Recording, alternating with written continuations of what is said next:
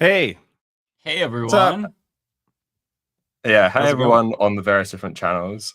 Because I know people liked it when I uploaded it on my second channel. The Elden Ring is bad podcast is back. We got to get off that actually because when you open with that, you lose like 90% of the audience immediately. If you're going to sneak in your horrible Elden Ring chat, at least bring it near the end of the conversation. but I do want to talk about today, Mike, because I know you've been playing it. There is some controversy around it, and I have been reading people finally turning on the game, being like, "What is this game design? This is too hard. Like the level's gone up too much." But yeah, like, we got a lot of good things to talk about today. Because my internet is bad, everyone watching, I might try and take a back seat in terms of I'll let us, David and Mike, talk about stuff a bit more because I watched it back. I talked them the most last time. But yeah, if we just wanted to, like, how do you guys want to start? Like, so we've got a couple things here today. The main one is like the mid-year GOTY because it's July, so it's halfway through the year. And then we got a couple games we want to talk about, and the main one I've been thinking about recently as well, another topic, is about gaming subscriptions, because I know David has the PlayStation one, and they just announced I got everything, literally. You got everything. I got them all. Okay, I got them all. I saw recently, which I they probably raised the shouldn't, price. but I have them all. Yeah, so that's what I kind of want to talk about. Yeah, actually, let's start with that then, because there's yeah. So yeah, Xbox Game Pass recently upped their prices on a lot of the tiers and got rid of the Game Pass for console, which I am so lucky. So I actually recently I had Game Pass Ultimate up until like since the Xbox Series X launched, I got it, and then I had it up until like I think March, and then I'm like, I'm not even using it. Like, it includes PC Game Pass. I don't even have a PC, so I'm like, I don't need all this shit. So I canceled it and just subscribed. Actually, I canceled it completely. And then a month later, I'm like, I really want to play Halo Online again. So yeah, and actually, I think I could do that anyways. It's free. Oh, it's free. It's free to play, and it's free online. You don't even need Xbox Live, because that's what I do. Yeah, that's right. Oh, yeah, I but didn't know that. I was just like, I was in the mood to just play single player as well. So I was like, you know what, I'm just gonna sign up for Game Pass console. So I did that, Yeah. and now you can't sign up for it anymore. It's gone. So that's if you're grandfathered in, you have it. So I have it at least until they, at some point, maybe in the future, take it away. But if you want to sign up for a cheaper Game Pass that still gets day one releases, you have to get the Ultimate, because the one that's now lower, that is a tier down, around where the Game Pass console used to be, that still exists, but it no longer has day one games, or I should say day one Xbox games. Oh, The value is just gone out of it. So yeah. though apparently I didn't know this, That's but the plan. apparently Game Pass console, the one that I have, doesn't include online play, which I mean, Halo's the only thing I play on Xbox Online, so I never noticed that. So it never really affected me. Wow. But the new one does. So they took out day one games, but put in online play. Anyways, point being, I understand, like, I see the benefit to these subscriptions because I play so many games. Like, I just want to try everything. I want to see what this is about. It makes sense for me. If you're someone who like plays 2 games, 3 games a year, like Call of Duty, Madden, that's what you play, and you have no interest, of course it doesn't make any sense to sign up for any of these subscriptions. Though I would say I think the PlayStation 1 gets a bad rap. Like, there's been several times now where I think Neon White is a recent example of this, because Neon White just hit Game Pass on Xbox, and it was already available on PlayStation Plus for a while now. But there are games that hit PlayStation Plus before they hit Game Pass. Now, they're not, you're not going to get PlayStation exclusive day one games on PS Plus. But apart from that stuff, a lot of the third party stuff you get on PlayStation Plus as well, just as you get on Game Pass. And I think PS Plus is a little bit cheaper depending on the tier you have. But I think PS Plus is a great value personally. I don't really need Game Pass really, but it's more just I like to try everything. Yeah. But that is so I've been hating on Game Pass for years, like, because I've always thought about the direction it was going, because I had the Series X, no S, I had the Series S, and obviously the value proposition of that is buy a console for £200, get Games Pass for £15 a month. There you go, you have like a whole console with as many games as you want. But to me, it's always been like they're trying to move you away from disc-based stuff so they can just price gouge you forever. And with Game Pass particularly, I've always thought it's not worth it because like the three of us, if you've played a lot of games over the last 10 years, I don't think you're going to find too much there thinking I've got such an availability. Do you know what I mean? Because it's like, for me, I buy a game if I want to play it when it comes out. So over the last 10 years, if I see like The Witcher 3, Arkham Knight, a bunch of shit from around the years, I'm not going to play that on Games Pass. And also, it's not like Netflix, is it? It's not like you're just going to throw it on when you're eating dinner. So like you can only really play, like, how many games are you guys playing right now? Like I know David's a rare exception, but I'm playing like 2 and only one like really focused single player one. So Game Pass would be £200 a year, and for what, like me playing maybe like 5 games throughout the year. So then also you're paying the full price, but you don't own them. So to me, it's just like increasingly, I'm just like, why would you even bother? Like you're saying, if you have FIFA or Madden and Call of Duty, no point doing that anyway. But even if you're someone like me who buys like the major releases, I've got in my head the next 3 games I'm going to buy. It's probably Assassin's Creed, Star Wars, and there's one other I've forgotten. But that's me done for the year pretty much. And maybe some little ones on PS Plus for sales and stuff. So for me, it's always just been about moving people away from being able to pay what they kind of want for games and just destroying like, and that's like the Xbox goal, isn't it? You remember that press conference in 2013? That's why Sony basically won the console war. I don't know if you guys seen it, but people in the chat would have seen it. There's an advert they made. Yeah, you've probably seen it, where they're like, "This is how you play games with friends," and they just give the disc. Yeah, it's like 30 seconds long because Xbox that was amazing. That basically won in the generation. Yep. It's crazy. It literally did win a generation, but now we're coming to this place where what they wanted to do then, they're kind of nearly succeeding doing now by just putting everything online. Mm-hmm. Yeah. My playstyle doesn't really work with Game Pass. I do subscribe to Game Pass, but it's more sporadic, right? Like maybe for a month or two, I'll subscribe just to play a couple of new games that release. But for the most part, I play a game, I pick it, and I stick to it. So that's not really like, in terms of value, the best thing to do. Like, and I play a lot of older games that are pretty cheap, so I'd rather just own them if I had the opportunity to. But yeah, I go back and forth. Thankfully, with the PC Game Pass, they only raised that by $2, so not necessarily the worst thing for me because that's all I subscribe to. It's an extra $2 per month. I subscribe for like a month or 2 at most at a time. But yeah, there is this movement towards games being more digital as opposed to physical, or not even that necessarily, just you not owning the games. And I do think that is a little bit worrisome. I worry how that works when it comes to developers. Like, for example, I subscribed to Game Pass a couple of months ago because I really wanted to play another Crab's Treasure. But I wonder, it's a smaller developer. Would it have been better for me to just buy the game because I already want to play it again? And what would benefit the developer more? I would imagine me purchasing the game because they already have the revenue from Game Pass. So, these are things that I think that a lot of people don't really think about until, until we see all these studios close down again and again. And it's like, oh, maybe this isn't the best thing long term. So, that's kind of what I'm factoring in. I currently don't have any subscriptions. And lately, just in terms of, subscriptions overall, Netflix, Amazon, I kind of just cancel all of them and I stick to just one that I'm watching. So yeah, I wish I had that willpower, because for me it's like, if I cancel this, but what if the new season of Severance comes out next, actually, well, now we know it's like next year, but like the Apple TV, I don't watch. I hear the shows are on there are good, but I don't have the time. I don't watch that much TV, but I really want to watch Severance. So I'm subscribed to it. I really don't need to. I should be canceled right now. But I'm also sharing it among it's a family subscription, so we're all kind of we'll kind of have it. But yeah, for me as a consumer, one of the worst things about Game Pass is when games come off the service. I was playing through Chained Echoes, which is sort of like a 16-bit influenced like JRPG, but it's a Western-made RPG, and it's a really good game. But I've been playing it like off and on for like a year and a half.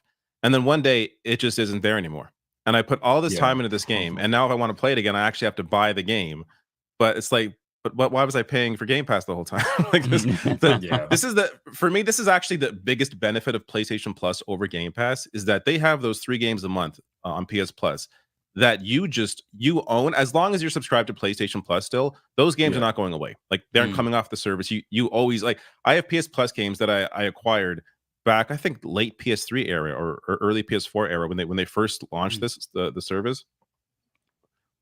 Whenever it was, I still own, or I still have access to those games. Rocket League was one of those games, which is now a free to play game.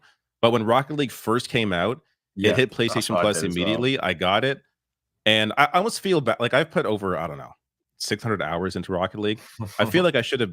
I've only bought like maybe, I don't know, 2 or 3 things. Like I feel like for bang for a buck, I really should give them more money just out of principle because I spent so much time. Yeah, but they're owned by Epic. They're owned by Epic now, so now it doesn't. Yeah, exactly. Now I don't feel bad. yeah. But I bought it for Switch, so I don't feel bad. Because like I did what you did, because I remember me and my little brother, we watched the trailer. This game looks kind of interesting. We're both at uni. And I was like, let's just play this car football game. We didn't even understand. We're doing 1v versus 1. And I remember back then, I was like, oh, this is actually pretty sick. I was like, this is like, but there was a PS3 version. Like, I forgot what it was called. It was called something different, but there was an original Rocket League on PS3 back in the day. Yeah, it was like Battle very similar cars or something. Yeah. It was something bizarre like that. Yeah. But, but that's a success story where PS Plus, I guess you wouldn't really call it like a Game Pass style thing back then, but like you were saying, it was the 3 games a month. And also, one thing they did that was really smart, when the PS5 launched, you got like 30 games on PS Plus as a starter pack for the PS5, and they'd be like Days Gone, God of War with like a 60 frames patch. Like, it was really smart.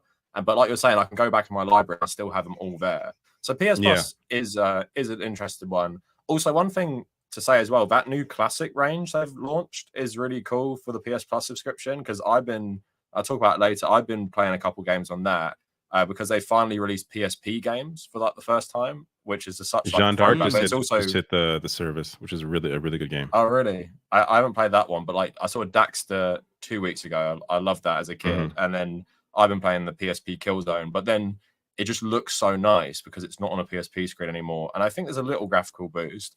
So then, like for that, it's kind of like if you just want to dive in, like you don't want to pay £8 for like a 20-year-old game you're not sure about. So if you have the subscription, just like picking and choosing, like you don't want to pay like, I wouldn't pay £8 for Sly Cooper 1, for example. But it must be nice just to have that option of I can go play that and I can beat it in like 5 hours or something. So I see the value to some extent. But increasingly, it seems like all these streaming services are not worth it. Like the only one I think, even TV, is Disney Plus, because you've got all the seasons of like Family Guy, The Simpsons, on top of like this original content. So it feels like it pads it out. Where with Netflix, I'm just like, it's just so much garbage. And I actually might make a video about it. I'm going to call it content slop, just like the never ending. And I feel like that's, Xbox's own output over the last 10 years has been so terrible. And I think Game Pass is part of that reason of, you don't have to make like a great game anymore, because hype something up like Starfield, you can say, oh, we've had, I don't know how many players, like 20 million players, because everyone just played it for free, essentially in their mind, because they've paid the subscription already. Well, I paid £70 for it, so I'm like, I'm going to want to play this game for a long time, whatever.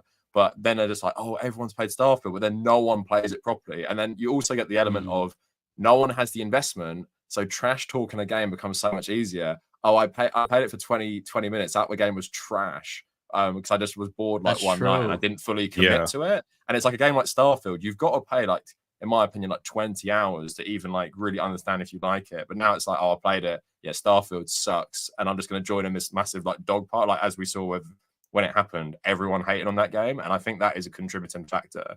And even like with Halo, just release that garbage. Like I don't think Halo Infinite was terrible. You'd never get away with selling that for £70 though. It felt like a game from 2014 or something. Like it was crazy. So I think Games Pass also deteriorates the quality. And also I'm kind of happy they're removing games from day one, because I'm hoping that means I'm going to put more budget into this, like Fable, Gears of War. Like they're looking really nice. And I'm hoping because they're not day one anymore, it's like, okay, these AAA premium. You're gonna pay for them, most people, and we'll stick the slop on there like normal. At least that's how I hope it goes. But we saw with Netflix, starts out with House of Cards, like great show, and then slowly garbage, and now like what does a Netflix original even mean to people? Like nothing. Reality TV, baby. Yeah, that's it. Yeah, there hasn't Love is Blind or something. Yeah, that's the last thing I saw on Netflix. That was the original. It was what was that? The show with they're in the different boxes and they can't see each other. Love is Blind. Yeah, Love Is Blind. Like, Yeah, we watched that, a few seasons of that. Like, I can't think of like another House of Cards level like Netflix show that I've seen for a yeah. long time. You know, Yeah. Daredevil back in the day was pretty good. 2015, I think. Yeah, that I was watched those too. Yeah, Narcos, those the original Marvel ones, Narcos, yeah. Pedro Pascal. That was Narcos. good as well. Is that coming back? Actually, it's been gone for a while. So Should be yeah, a new so season of that. there's 3 original seasons with Pedro Pascal. Then I think there's 4 Narcos Mexico with Diego Luna. And there might be like a new one coming out, but there was 2 which were meant to be pretty good. But yeah, look, that's what I'm worried of with Xbox and PlayStation. It's like I'm glad PlayStation still has that IP, and I was even thinking they got stuff in their back catalog they could bring back. Like you could make a AAA Killzone game if you wanted to. Like you could just take something like that. With Xbox, I'm like, what do you even have? Forza and Halo and Gears and like forever. It's just such a mess with Game Pass. Blood as Gulch. Well. They have like, I don't know, or no, not Blood. What's that? There was a boat racing game. What was that called? I forget. But there's a boat racing game for the original Xbox. Yeah. Oh, like that they could go really like go for some real deep cuts. What was that? But no, when it comes to Sphinx, I don't know what it was called. There's that as well. Yeah, Like Blinks. There's that. Blinks. Oh, There's right. like that.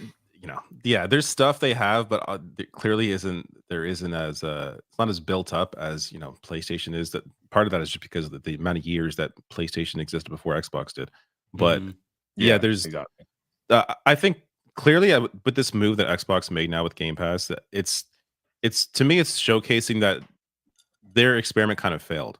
Like they realize they cannot keep this going if they want to continue, making high quality games internally, especially because I think Microsoft, corporate is sort of done giving Xbox a pass, and they're like, no, we need to see some return now. Like you guys spent all this money buying Activision, spent all this money acquiring all these companies.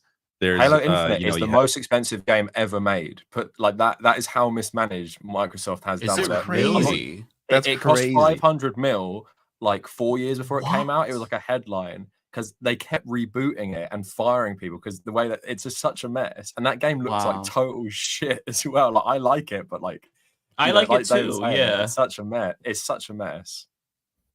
Yeah, it didn't Blood feel like Wake the Halo I was thinking about. Sorry. Oh, Blood Wake. Yeah. Okay.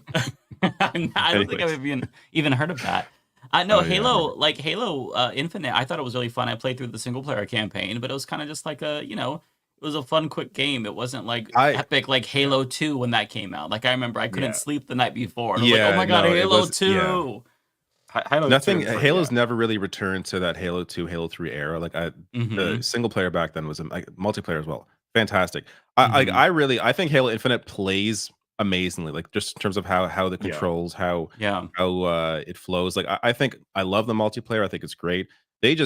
I don't think it should have ever been free to play. Like I think it should have been a proper proper multiplayer with then again, like I'm old school, right? So it's very likely that if they did it that way, where you had to pay to play online, that the audience simply would not be there because they're playing Fortnite or they're playing something else that's free. Yeah.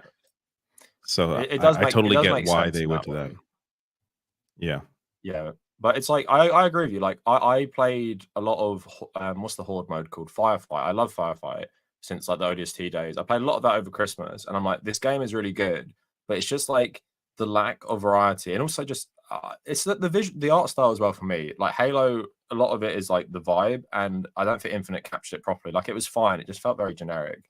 But I liked it enough. Like I do agree with you guys, it is good, but it's the free to play thing. I think they've kind of backed into a corner because, like you say, these days it's even harder to like. If you think about, you talking about like back in the day, you had like the SOCOM community, and then you had Halo, then you had Gears, then you had COD. Like COD didn't dominate the whole thing that no one played anything else. But now it feels like if you're playing online multiplayer like as a shooter, it's Fortnite or COD, and that's it. Like there's no like massive community for other stuff. I think it's just because of like mobile gaming and other stuff as well as divided the market. The issue is, there's just so many choices. So there isn't like I agree with you in terms of like the massive communities. I mean, then again, Valorant I think has a big audience. Like there are still these big audiences for certain games, but a lot of games I think get lost in the shuffle now because of that. And if you want, we can move to the Concord conversation, because I think this is an issue that that maybe Concord is going to run into, and I think it's why a lot of critics have been, I think, overly harsh on the beta. So I played the beta over the weekend. I really why enjoyed don't it. you describe what it is? Because that's the problem. I think loads of people don't even like when you text me, I'm like, what game's that again? So like explain it first, because when you said it, I was like, I don't even know what you're talking about. And I was like, I do know what you're talking about. It's like this Guardians of the Galaxy type hero shooter. But I to start with. There you go. It's a hero shooter that's you know, I'd say it definitely inspired by Overwatch, has some elements maybe of Destiny, though I didn't play a lot of Destiny 2 to really give or make that full connection. But it's a hero shooter, and it's it's a Sony exclusive, but it's on PS5 and on PC. And this is the one where, so it's coming out in August, and they're supposed to, it's $40, so it's not free to play. But their intent is to have weekly cinematics where there is this ongoing story with these characters that you apparently are going to care about and want to follow. The opening cinematic, when you play the beta, and you saw a different one in the trailer, but it's the same kind of vibe. It's very, as you said, it's very like Guardians of the Galaxy. Like, it's not, I am so over this kind of writing and this kind of this acting. This, I just don't. I know I'm not going to connect with these characters because I don't care about this writing. I don't care about this world. I just want to play a fun game. And if you care about that, I thought the game, it's incredibly fun. It's really easy to pick up and play, but you see a lot of depth there. There are, I forget how many, 12, 14 characters. There's each of them are incredibly unique. They all have unique abilities. They're all, you know, there's various advantages depending on if you're, you know, a tank style character or like a more run and gun, or you want to sit back and kind of aid the team. But I just found it to be very fun. Like, this is a game where I can see myself jumping into, much like the way I play Rocket League, where I'll jump in for a few matches then just hop off. This is how I'm picturing myself playing this game. Is I'm going to jump in for a few matches, have a good time, and then, you know, not take it too seriously, and then get off. The issue I'm having, first of all, with the way that a lot of the criticism, or the you know, the big YouTubers are covering this, like, for example, Skill Up, who I think is fantastic. I love his YouTube channel. One of my more favorite gaming channels is Skill Up. He is, I think, great in-depth pieces on games. But if you watch his video, he's very he loves the game. Like, he had a great time with it. But it's titled as, I think he said, overpriced and underpolished, or overpriced and unready. He clickbaits things a lot. That's why I don't like his videos all the time. Like, it's so dramatic. Yeah, the issue with the framing, and it's not just him, this is how a lot of these videos are framing this, is that they're so focused on how this game may do from a business perspective. It's like, I'm a gamer. Is the game fun to play? Like, that should be I don't mind the discussion around if you think it's going to perform in the marketplace. I think that discussion is fine to have. I think it's important to have within the video. But when you're talking about a game, that your first impressions of a game, I don't think your first impression should be, is this going to perform well? At least that isn't the way that it should be framed. Frame the game as, hey, did you enjoy playing it? If you enjoyed playing it, then frame the video as a game that you enjoyed playing. At least give it a chance, because I think a lot of these channels don't realize how much of an influence they have. Because if they put out a video saying this game is not ready, it's unfinished, it's terrible, and then they actually talk about how much they enjoyed it, if you upfront say in the title, hey, this game is great, maybe it's going to have more of a chance to succeed. But if you are framing it as, oh, it's going to fail, then you are more likely setting it up to fail. So that it's just it's super fun. It's super fun. People should play it. So I want to ask you about it, but just on the YouTuber thing, I totally agree that there's such a culture of just, once the knives are out for a game, it's time to get it. Like, because obviously I'm Cyberpunk, we'll talk about a bit later, but it's like my favorite game, and I always enjoyed it, like, from the start. But it's just this hate train. But at least with that, it was visually so clear what was wrong with it. But there's so many other games. I'm thinking of like the Avatar game, and I thought that was pretty good.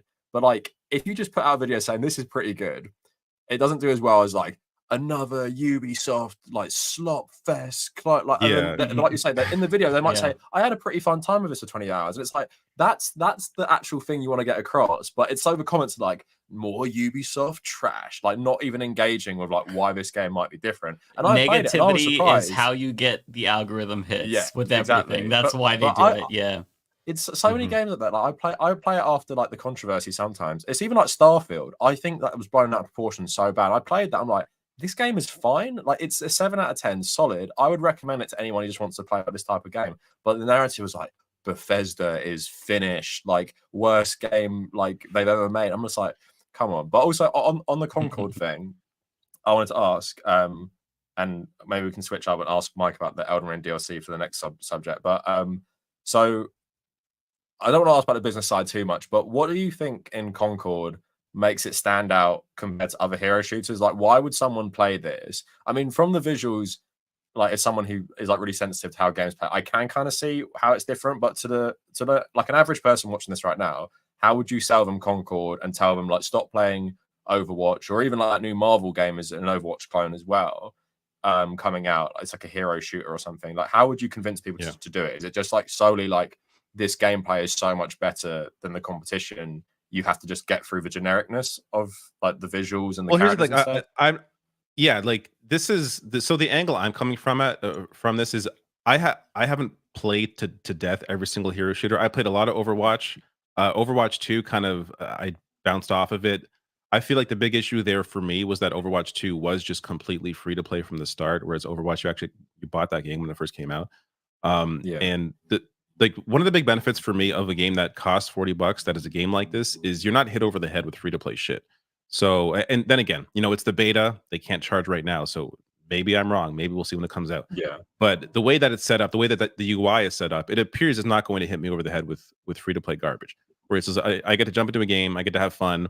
There isn't a bunch of UI mess over, oh, you got this box and this box and this stuff, this, like, I don't fucking care, I just want to play a fun game.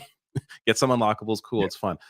I would tell people that they have to play it like this. So there's going to be an open beta this weekend for PC and PS5. If you got a PS5 or actually, and it was open beta last week as well for at least for PS5 owners if you have PS Plus. But if you have a PS5 or PC, just download it this weekend. Check it out. It's the beta is very polished. I will say, I wish it's a beta, so I wish I had more maps. Like, I want to see more variety in map design and just see what they do there. But you can play as all the characters. They're all incredibly unique. They're all fun to play in their own way. You'll find your favorites and just see if you have a good time. This is a game where I think you could have a good time playing solo, because there are some characters that are fine run and gun by themselves, and you could also have a good time playing with a team, like people that and strategize. There's both respawn and round based modes. So obviously round based is a little more serious because you have 1 life per round. But respawn, you could jump in team deathmatch. There's also a mode that is sort of like kill confirmed, where it's like COD, you pick up the card after you kill the person. So it's this, like, it's kind of being a lot of things to everyone, but it's doing them all successfully. Like, if you like just a run and gun shooter like a Call of Duty, I think there's something here for you if you don't mind the aesthetic and how this game looks and the more fantastical aspects of it. But if you also want more of a strategy based like a hero shooter like an Overwatch, this has that too. So it does a lot well. And so the pedigree, so I know I think it's Fire Sprite Studios. This is their first game. This is why Sony bought them. Like, they saw this game and were like, all right, we're going to buy you. So they acquired this team before they even had a game out. And it's a lot of former Destiny developers. So there's real pedigree behind the team that's making this. They clearly know what they're doing. The gunplay itself is incredibly fun. Like, the gunplay just feels powerful. So when you begin shooting somebody, you see their health bar over the head, so you can see the kind of damage you're doing depending on what you're using. I just think that it does a lot of things right, as long as and you don't have to care about the characters in the story. I'm sure it may help some people if they do, and that's a thing that they'll get into, but I'm not into that at all, and I'm still liking the game. So you don't have to care about this Guardians of the Galaxy clone aspect of it to enjoy the game. Yeah, and like you're saying, like, if I heard someone like that speak to me about the game, you're probably going to check it out, rather than like someone talk about, that no one's going to care about this Guardians of the Galaxy like clone story. It's not going to do well. I have seen a lot. That is the discussion, isn't it? It's like, why the hell did Sony buy them to just make this game? Like, is this really like what Sony thinks going to work? But who knows? Like, Helldivers, that surprised people. Like, I bought that like at midnight, like before the hype, because I was like, the first one was good. I played the second one; it looks kind of cool, but that looked generic as hell as well. And then, absolutely massive success for Sony there. So yeah, like I definitely I'm more tempted to check it out now. It's just hard because there's so many games like that, like the finals. I've been playing Star Wars Outlaws, which is also like an Overwatch clone. But like you're saying, it's free to play, so there's so much garbage hitting you over the head all the time. Wait, what Star Wars game? It's Star Wars Outlaws. It's only for Switch and mobile. It's like it's like a hero shooter, like 5v5. It's like very cartoony. Isn't Outlaws the open world game? Oh, yeah, Star Wars Outlaws. What am I thinking of? Star Wars. Someone posted in the chat. Star Wars something. Star Wars Outlaws is a new one. This is Star Wars Heroes. Is it the card game? Something. No, it's literally it's a third person shooter, hero shooter for mobile and Switch only. Really? And it's actually. I know which one you're talking about, Kev, but I cannot remember the name of it. Someone posted in the chat because I don't know what it's called. Hunters? Is it Hunters? Hunters, yes. Hunters, oh, there you go. Hunters. Okay. It's actually pretty good. But it's free to play, so there's so much garbage all the time I log on, and obviously the Mandalorian. I hate that shit. You have to buy. Yeah. I would rather like when Nintendo launched that Mario game where you had to pay like £8 and it's just like a full game. I wish that would be the trend because now it's just like everything is free to play garbage. But talking about garbage, let's talk about Elden Ring. So go to how dare you? So actually, like, because Mike, I want like in-depth description. So after we spoke, the next day, I booted up Elden Ring. I had not played this since February 2022. I went to like a random zone. I went through it. Don't know what the fuck it was, but there was like these knights which were like ghosts, and they kept popping up. And then I got to this boss, which was literally a clone of that horse riding guy from the first area, but harder. And he beat me really bad. And I'm like, I'm not playing this ever again. I'm done for good. Like, I'm so done with this. Like, I'm not even going to think about it because obviously like the hype gets you, doesn't it? Like, everyone is playing Elden Ring. Like my whole Twitch feed was like every single creator is playing Elden Ring. I was like, have I missed something? I played it. I'm like, I'm never going to have the patience for this. I don't enjoy the moment-to-moment combat anyway. Like, people were giving me shit on Twitter because I said I don't want to dodge and roll, circle strafing a boss like I've done in Dark Souls for like 10 years. So that was me done with it. But also, so obviously a lot of questions. How's the DLC been? And I guess I can ask you this a bit later just to remind you, but there has been controversy about the progression in terms of what is that weird seed thing you collect? Like they're just scattered around the environment. And also people they even had to go in and lower the difficulty, like From Software, because it was just too hard for people. So since you're like epic gamer, Elden Ring veteran, like, just to start with, how is the DLC been? I loved it. I finished it last week. I thought it was everything I wanted and more. I was really, really pleased with it. The difficulty controversy, I can understand it in one sense, because it is a different system. Like when you go into the DLC, you don't just level up by collecting souls. You do have to find these GOTY fragments. And if you don't, if you don't find those, then you're not going to be able to tackle the bosses. And so I kind of knew that going in. So I didn't immediately go to a boss and get my cheeks clapped.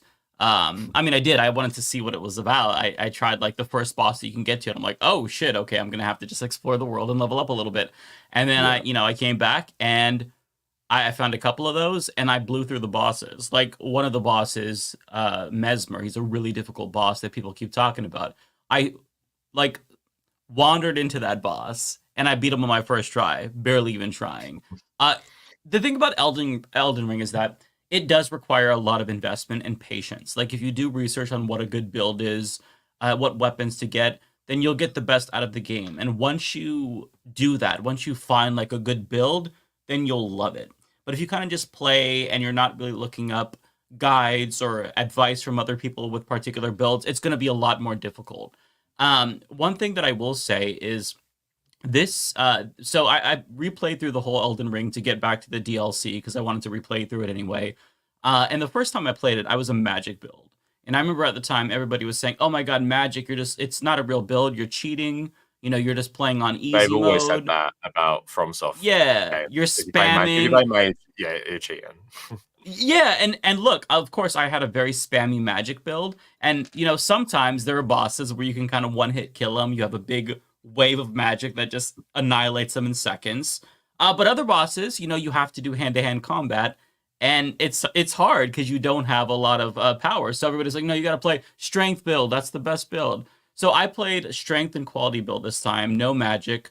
I destroyed those bosses. I beat the final boss in my first try. So everybody that was telling me I was playing on easy, that they were lying. Magic was much more difficult. Like the final boss in the DLC, he was much more challenging. Like I don't think it matters what your build is, but still on the strength quality build that I was doing, I demolished that boss in like less than an hour.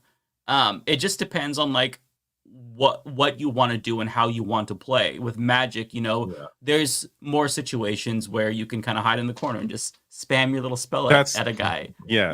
That's what I was doing until I got fucking killed by this fucking wolf boss where I was like, I can't fight this guy. Yeah. But like, so I chose to do, just a strength build. I had a big ass weapon, a bloodhound. It takes, blood damage and whatnot. And then there's like a special attack. It's your Ashes of War that kind of comes with a sword. And you do like a little hit and then you do a backflip and it gives you a lot of invincibility frames.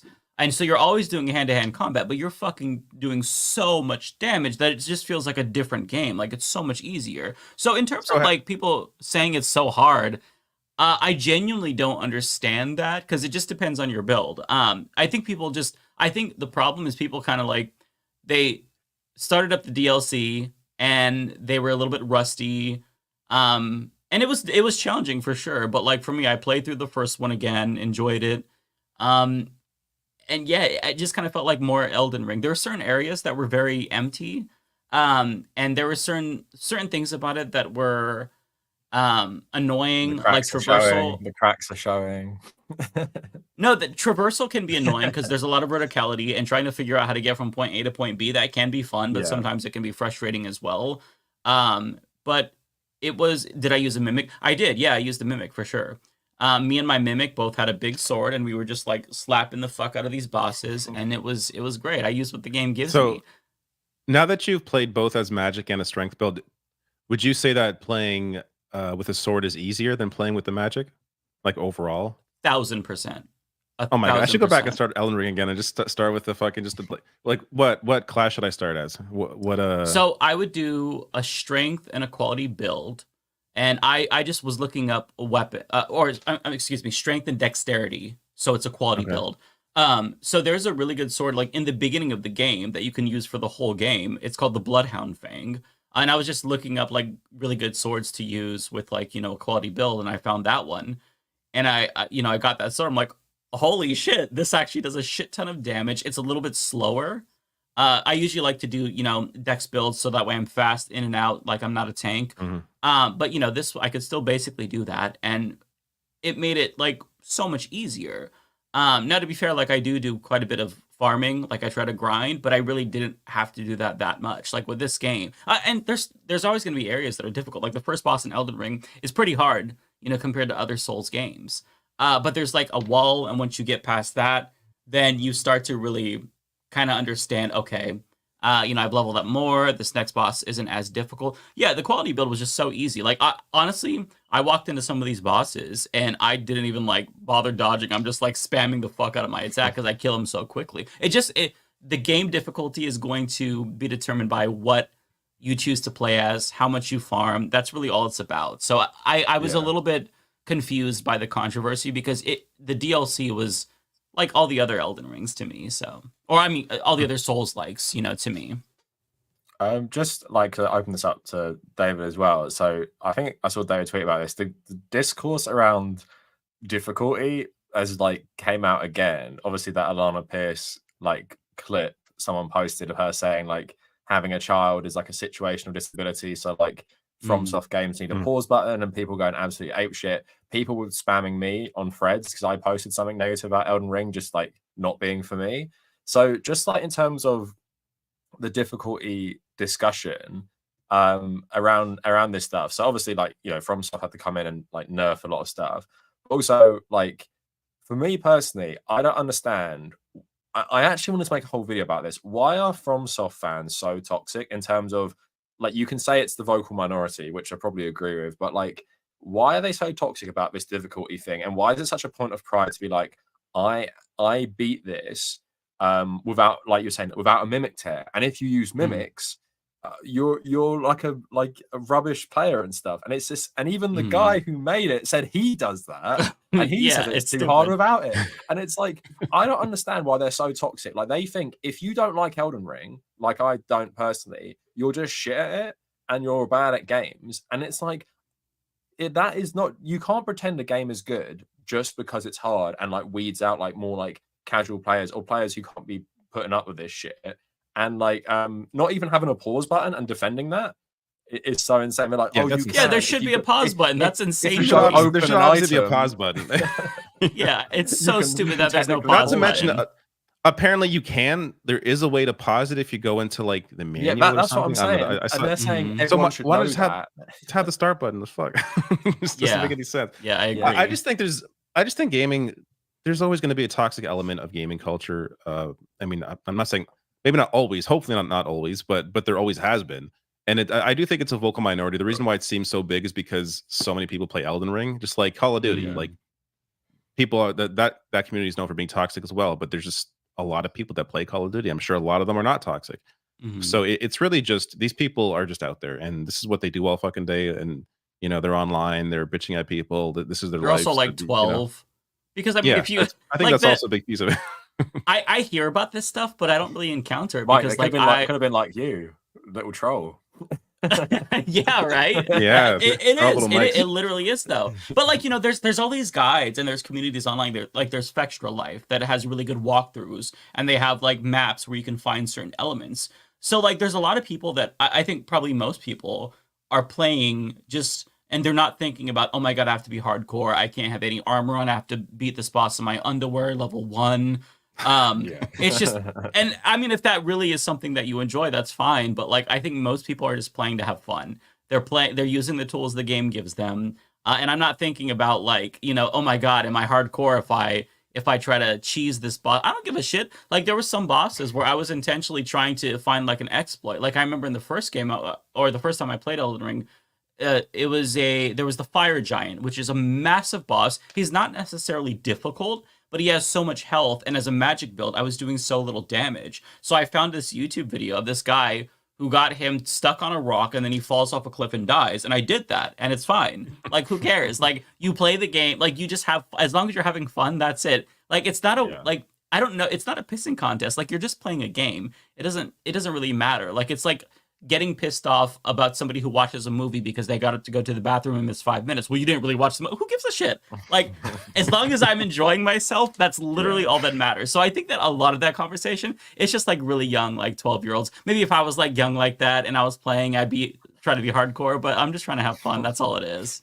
Yeah. No, it's just like the mentality of, you are a bad gamer because you deliberately do stuff in the game that's there for you to do. But it's like saying like, oh, you play through Call of Duty campaign without dying, and if you don't do that, you don't actually like the game. It's just like insane, like fake rules you're making up to like gatekeep this community. And it's just like, that's why I personally hate it. And I actually hate that so many people in games media love these games, because I'm just so sick of like being told this is the best thing ever. No, not that. It's more like every time you criticize it, you just get dogpiled by people telling you you're shit at the game. That's why you don't like it. And it's like, that's why I feel a bit refreshed with the DLC. People are actually coming out and saying, yeah, there actually is problems with this game in terms of the open world design is not particularly great. And I always said, I don't understand why it's a giant open world. Like, it's fun to explore, but like something more streamlined in this format. I prefer, like, you know, Jedi Survivor is a great example where you have like open areas, but then the actual like main places, it's more like a straight path with maybe like some, you know, places you can go off the beaten path, but like other than that, it's like straightforward. And I think that just makes it better. And also, as more Souls clones come out, the combat in my mind for Elden Ring and Dark Souls just looks worse and worse, especially when, you know, I think you were saying last time Sekiro is like a better version. But I'm playing like Rise of the Ronin, I'm playing the Jedi games, and I'm like, this is so much better.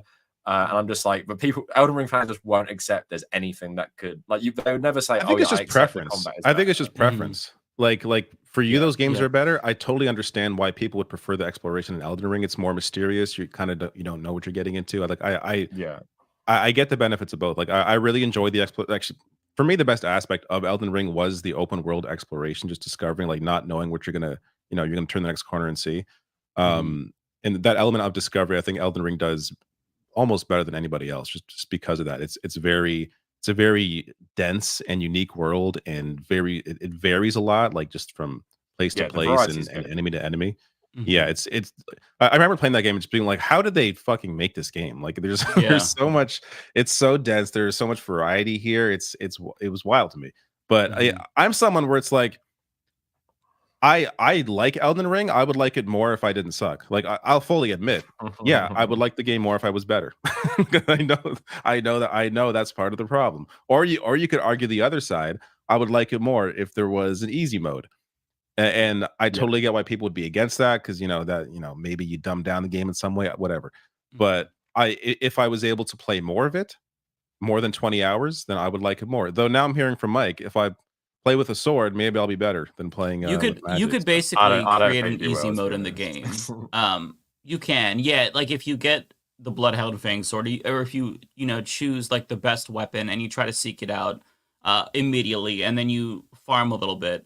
I mean, you can kind of create an easy mode. It takes a little bit of time. It's just, that's maybe prohibitive to some people, or they don't have a lot of time, to really invest in it. So I do get that. And I do agree that it comes down to preference. Like I genuinely do love the exploration aspect, like kind of just wandering into some, catacomb, getting, lost, finding some really cool new weapon or spell or something like that. It is fun. But then there's also, it does feel good to go back to a more linear experience. Like I'm playing Neo 2 right now after finishing the Elden Ring DLC. And that's just straight up linear, where it's like you go to this level, then you do the next level, and the next level. And there's some downsides to that as well, because, the next boss is the next boss. If it's difficult, you have to keep pushing through. Whereas with Elden Ring, you can kind of leave. You can go try to find a different boss, maybe a better weapon to come back and fight it. So I think it just depends.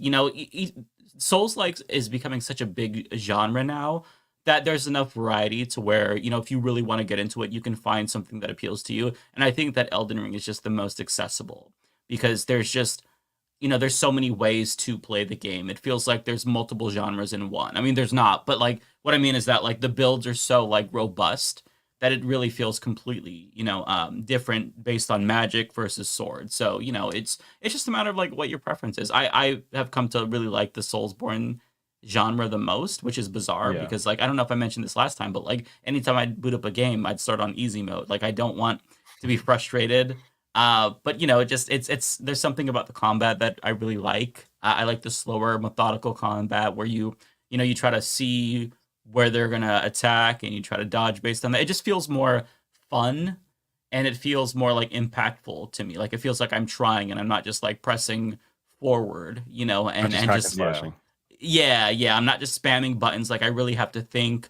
And if I fuck up and I choose to use my my flask and replenish my health right here, and it was wrong, then the boss is gonna fuck me up. So it's nice to really, I don't know, like it's a challenge, but not so much of a challenge that like I feel like I get frustrated. It's more like a puzzle. It sounds like figuring out like, what to do, and that's exactly right. Yeah. Although I will say Sekiro is the exception, because that one is just fucking difficult. Like there's no ifs, ands, or buts about it. That was the hardest one for me still till this day. Really, Mike? You said you're playing Neo 2, so you got to let me know if you get around to it. Rise of the Ronin is the Neo studio, and I've been playing that this year. I do want to check that out actually. That's why I started playing Neo. That's fully open world. Yeah, so I know that they did the Neo games. They also did Wolong. So I'm kind of working my way up to Neo, and I started playing, working my way up to Ronin. And I started playing Neo because I wanted to play Ronin, but I'm like, well, I kind of want to see their first games as well, because it kind of feels like an evolution. It's not a sequel, but they kind of build off the formula a little bit. So yeah, I'm excited to try out Ronin for sure. Yeah, I think there's play styles named after the characters in the other games. Like, did they make Ninja Gaiden as well? I think they did. I think so. I'm not really sure. You can have the stance of the character from Neo when you have the katana, or you can have the stance from Ryu from the Ninja Gaiden games. But okay. So it's I mean, I guess we can transition into this conversation. I mean, if we're going to talk about like game of the year, just so we can go around in a good order, like How many games? Like, what would you talk about? Like, how many games have you guys got? So I'm guessing Elden Ring DLC for you, Mike, would be one. Have you got another like GOTY so far? Probably Another Crab's Treasure. I love that game so much. Have you played that, David, as well? I played like an hour of it. To me, it was like Elden Ring, but less fun. So I'm like, why am I playing this? Stop playing. Yeah, well, actually, why don't we go to David first, and then Mike, and then I'll do mine. So yeah, if you want to go for what's your main? Do your main GOTY then? How many you got? Because I've got maybe two, but I've got one main one. Dragons Dogma is my main one. Well, I got a list here. So I started doing this. Yeah, I mean, I can touch on a few. I'm not going to mention all these, but basically, like, as I play games throughout the year, I'll make a list and just see what's on my list by the end of the year. Because oftentimes I find that recency bias is so strong that whatever I played last is sort of top of mind. So I want to like remember like how much I enjoyed something. So right now at the top of my list is actually Animal Well, which is it's like 2D Metroidvania platform. It's very to me that game is it's very much like Fez in the sense where it's very mysterious, but it combines one of my favorite genres, which is Metroidvania, into that kind of like mysterious world where there are like when you start playing Animal Well, you do not realize how wild the game is. Like how many secrets are in this fucking game. Like it is crazy, like the abilities you get and then the stuff you get to do and the stuff you see, and it's like what, like how, like you had no idea at the beginning of the game like where, like what point you're going to get to. So for me, that it was probably the most mind-blowing game this year because of that. Like when that game came out, so surprising you say that, just how it looks compared to what you're saying. Well, this is a game where it's but like for me, the best way to judge how much I like a game is how much I don't play anything else, because I'm somebody that loves to play everything. If I find myself just stuck to one game for like a week and a half or 2 weeks, like I did with Animal Well, then I'm like, oh my god, I fucking love this game. So Animal Well was like probably the game that I did that the most with, right? I just played Animal Well for like 2 straight weeks. So right now that's number one for me. Dragon's Dogma 2 is definitely up there as well. I have that currently number 2. Fantastic. I just think that game is super fun to play. Even with some of its issues. Unicorn Overlord is the only platinum I have at least from a new game this year. I demolished that game. I ate it up completely. I love turn-based tactical, and this has tactics in a way that other games don't. Like it brings some unique elements to the genre.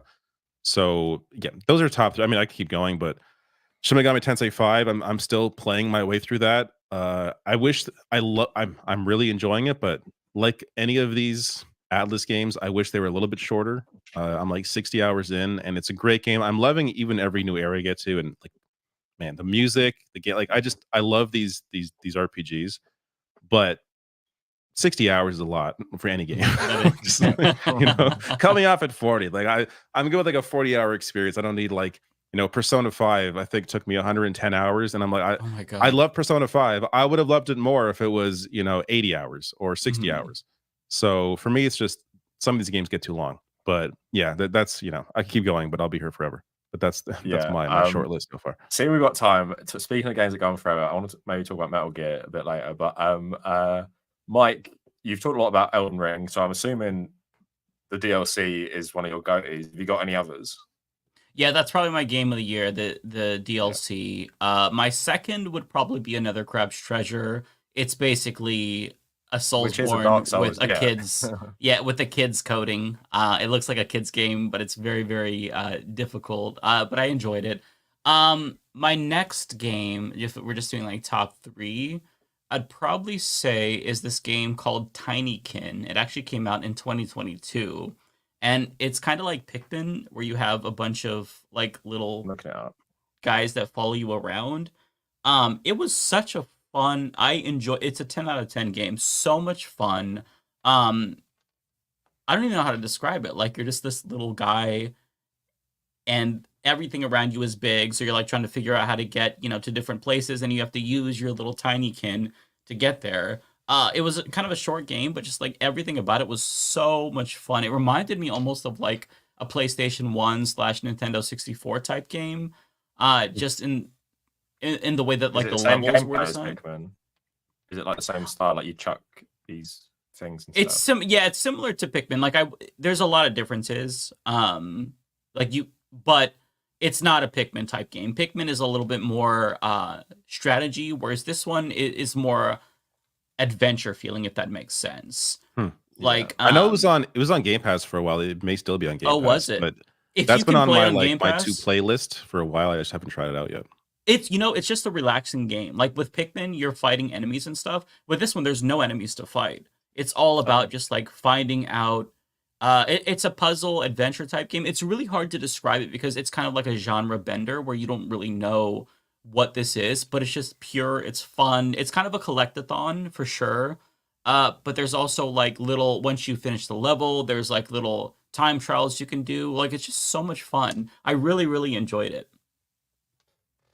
Yeah, you guys always have like interesting games that I like never heard of, or like I'd heard of Animal Well, but like the way you described it, I was like, this sounds so much better than what I've seen. I guess I wouldn't say I'm old. I'm like I like new stuff, but sometimes the visuals, I'm just like, how much can I really get invested in this game when it looks like that?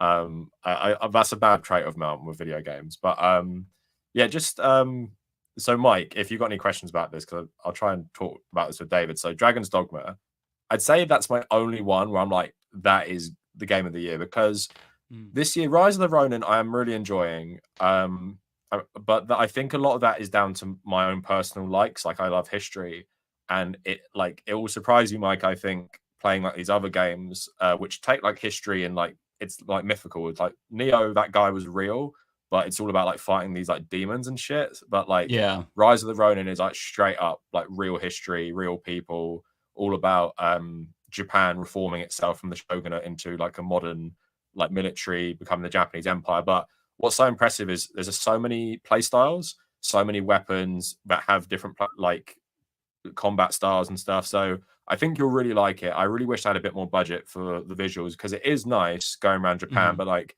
we were talking about last week with David and Ghost of Tsushima, like them side by side, they look like they're different generations. So that's the kind of hard bit. But Dragon's Dogma surprised me so much. One is obviously like a cult classic. I actually have it on PS3. I ordered Dark Arisen because I heard so much of it back in the day. I never played it. And I was on the fence about Rise of the Ronin and Dragon's Dogma. Then I watched like a podcast I like, and they said Dragon's Dogma was like the game of the year, and I bought it. And I think like going in without expectations and without watching anything is really important, because part of the fun, like with Elden Ring, is exploring and just seeing shit. Like the first time, David, I saw a chimera. It's has a what is it? A lion's head, a snake head for a tail, and a goat head on top. I found that in a cave, and I'm like, holy shit! Like, don't know how you're gonna fight it. You're like, how do I even like take this thing down? So like that sort of stuff, to me, like in Dragon's Dogma, I love so much. Like just coming across these things, and like if you found this character, like the Sphinx from Greek mythology is in Dragon's Dogma, and I didn't know like that would be in it. I stumbled across it. I'm like, what the fuck is this thing I'm looking at right now? So it's like so many different things in that game. Just like when I really immerse myself in it, I'm like, this is just the coolest thing I've seen in a while. And it's like that. It's what is so cool about the art style. It's very clearly like a Japanese game, but like with Elden Ring's a bit different because it's a Japanese take on medieval history, but also like I talked about this last time, like Gaelic mythology, where Dragon's Dogma very much is like a Japanese take on like Game of Thrones aesthetic. And you have like a really nice combination where people speak so strangely in that, like the way they're medieval. It's not even like, it doesn't even feel like it's accurate to medieval times. It's just like its own thing. But it's very charming. Like it's very much like it has a soul. Like Dragon's Dogma, like it has flaws, it has issues, but you could feel this game has a soul. Like people like put love into this game. They really cared. Like they really made their own thing. They did what they wanted to do. For me, like the one of the greatest elements of this game that I think more games need to do this is you run around with a crew, like a crew of NPCs, and and they go and help you Even that is really beat the cool asses of as these well. enemies. If Elden Yeah. Ring had a crew, if I could run around in Elden Ring with a crew of 3 people, fucking kick ass, I would love that. Yeah, Like that David, element is so great to yeah. me. And also, like, if you guys don't know, in Dragon's Dogma, you make your own like companion to start with. So you make one for yourself that gets up so everyone can use this. So I'm running around with like Timothy Chalamet in my party, like as an archer and stuff, because like people just make random people out, or like I'm running around with Kratos, but like they all have, annoyingly, because it's like the community. I don't know if you found this, David. A lot of the women NPCs all have the same personality types. It's like I forgot what it's called, but it's like they really want to help you all the time. Where there are like meaner character types, and you find that with the men a bit more because you can choose your character's voice and like their personality. But you find yourself really attached to it, where you get very sad if you're in a big like encounter with like a griffin and you come away and they're gone, and you're like, and you form those bonds, and like it's sad when you've been with them for so long. They say something extra to you when you go, and you're like, I feel really bad for doing this now. Like it's weird. Like these characters are so made by like, you can clearly see the programming, the scripting. They repeat themselves so much, but because someone else has made them, and you see who's made them, you can see the gamer tag. You could message the guy if you wanted, like that you've used it. It adds so much charm, and even like little things. If you jump from a height and you're going to fall, sometimes they'll run and they'll catch you. Like just little things really? Like that. Like you don't expect the first time it happens, you're like, holy shit, I thought I was falling. Then my NPC just catches me like that. You're selling me on it so much more. I've been wanting to play this for a while. I still haven't. Yeah, I needed someone to sell it on me, because when I was watching it, I'm like, I don't know. But the one thing I will say to anyone thinking of playing it after me and David spoke about it, take your time with the game, because you could easily rush to the ending, because you have different, it's called vocations. So like your archer, mage, whatever. And you could upgrade one of them to 10 and get to the ending quite easily if you wanted, because you've like you're powered up then. But I'd say the fun of the game is do all the side quests, play around with the different vocations. I like the archer, warrior, and there was another one I liked as well, Dragon's Spear Hand, which is like it's basically like a Jedi. Like you can use like the Force and like shoot things and have this like massive like twin sword thing. And it's just like enjoy the world, because the ambience is great. The lore isn't amazing, but it gives you enough to be interesting. And it gets better the closer you get to the end. And the one thing I will say, make sure you look up how to do the true ending, because the actual true ending versus the real ending is such a difference in quality. I would be really annoyed if someone had played that and missed it out. David, have you finished it? It also it adds hours to the game. Yeah, like so I initially finished the game like normally. I'm like, oh, I guess the game's over. And then I'm not even joking, like a week went by, and I think I was listening to like a podcast, and they were talking about like, actually no, I think it was I was watching the review from Skill Up, and he showed like this area where it's part of the real ending. I'm like, I didn't fucking see this. What is this? And then so I looked this up. I'm like, oh my god.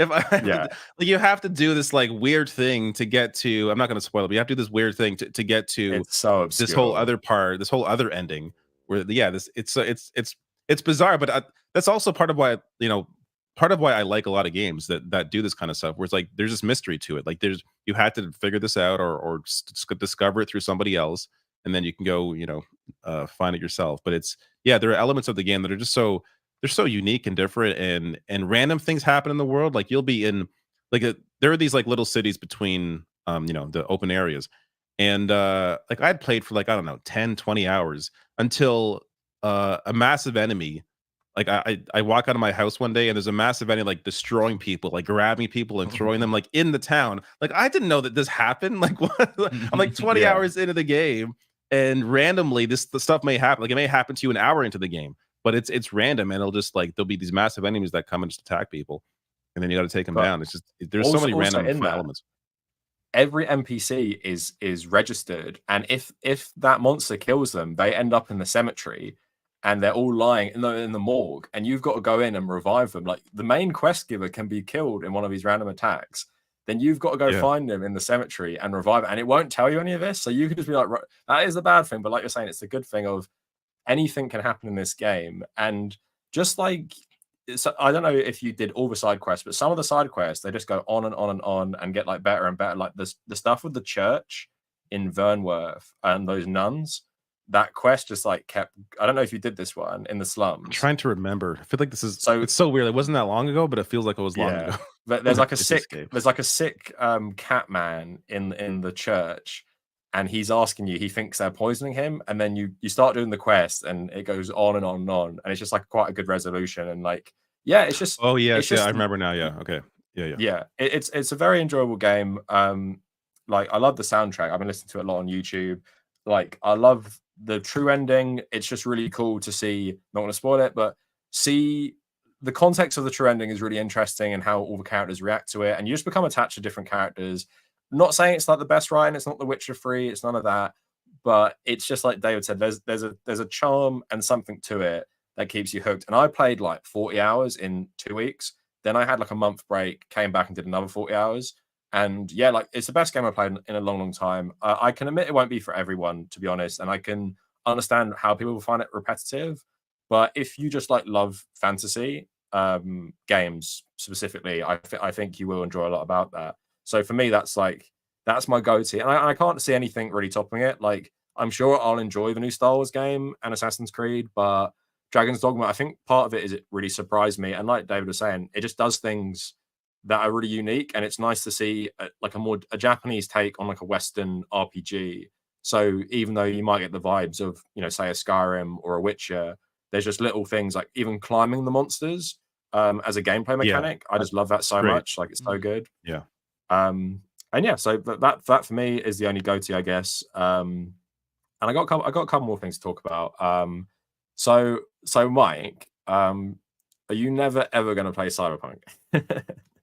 No, I do plan to. I'm waiting for it to get a little bit cheaper on sale. With the DLC. I contemplated it during the Steam sale, but I don't think I'm gonna play it anytime soon. So I'm like, I'll wait a little bit longer. Hopefully it'll go down in price. But I do definitely want to play it. Because you're waiting off so much. Do you enjoy Cyberpunk as like a subgenre of like media at all? Yeah, I do.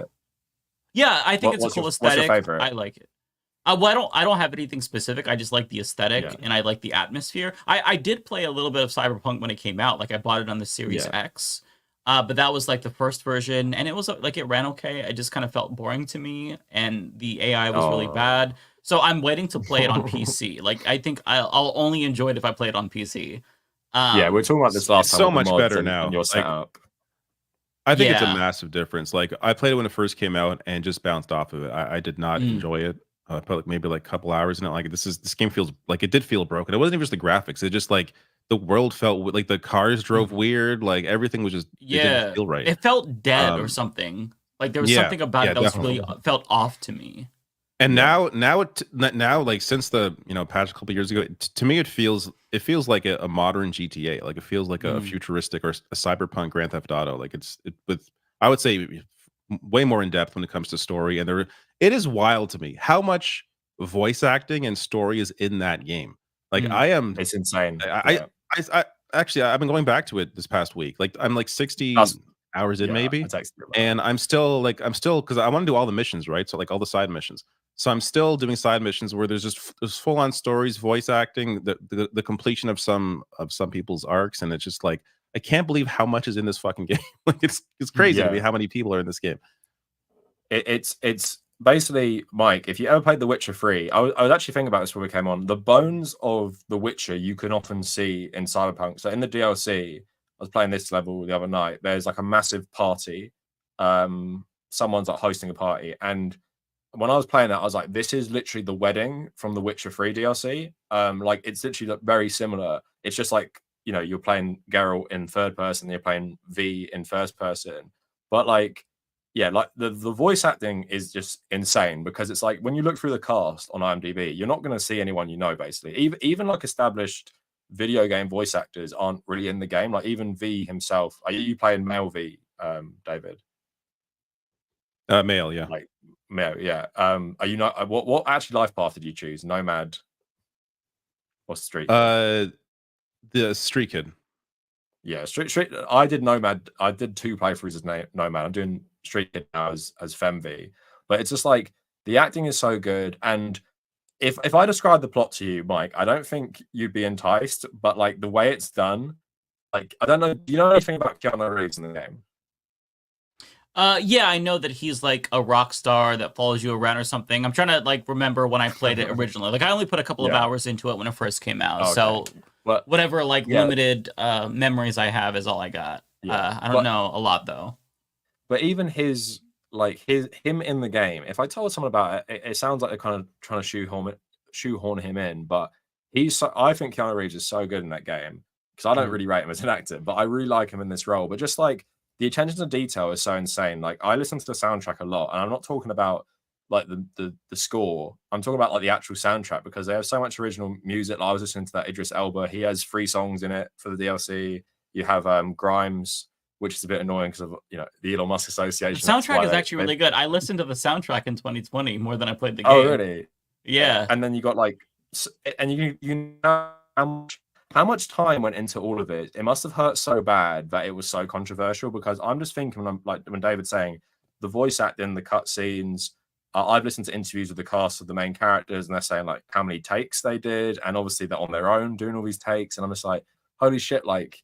This game, it is like a really special game. And like you're saying, if you like the cyberpunk ambience, it's just like, hearing those sounds. And even if you've been to certain parts of the world, it resembles it so much. And it's just like, for me, I've been playing it again recently, and I'm always doing a playthrough of it. And I'm just like, it just feels so good to get so immersed in a world which is so high quality as well. Like you don't feel like there's anything you take out and be like, I would change it for this, especially in the state it's in now. It's just like, for me, I wouldn't call it a perfect game, but like with The Witcher in that, it's just such a high bar of quality.